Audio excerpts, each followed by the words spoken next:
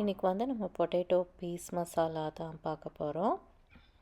So இதுக்கு வந்து boil potato pressure cook பண்ணி எடுத்துக்கோங்க. 2 விசில் போதும். ஸ்லைஸ்டு ஆனியன்ஸு, அதுக்கப்புறம் க்ரீன் பீஸ் பச்சை பட்டாணி, ஒரு பேனில் வந்துட்டு 3 ஸ்பூன் வந்து எண்ணெய் விட்டுக்கோங்க.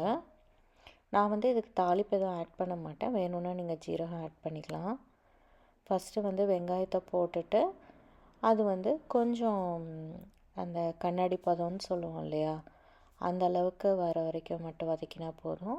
1 spoon ginger garlic paste, so அதையும் ஆட் பண்ணி லைட்டாக வதக்கி விடணும். இஞ்சி பூண்டு பேஸ்ட் ஸ்மெல் மாறினோடனே தேவையான அளவு உப்பு போட்டுக்கலாம்.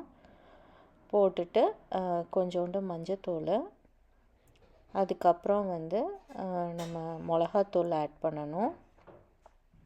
நான் வந்து ஒரு 1/2 ஸ்பூன் ஆட் பண்ணியிருக்கேன். நீங்கள் வந்து காரத்துக்கு ஏற்ற மாதிரி போட்டுக்கோங்க. 1/2 ஸ்பூன் வந்துட்டு காஷ்மீரி சில்லி பவுடரும் ஆட் பண்ணியிருக்கேன் கலருக்காக. அதுக்கப்புறம் பட்டாணி வந்து ஆட் பண்ணிக்கோங்க. பச்சை பட்டாணினால சீக்கிரம் வெந்துடும். ஒரு 1/4 டம்ளர் தண்ணி ஊற்றி ஒரு 5 நிமிஷத்துக்கு மீடியம் ஃப்ளேமில் வச்சு வேக வச்சுருங்க.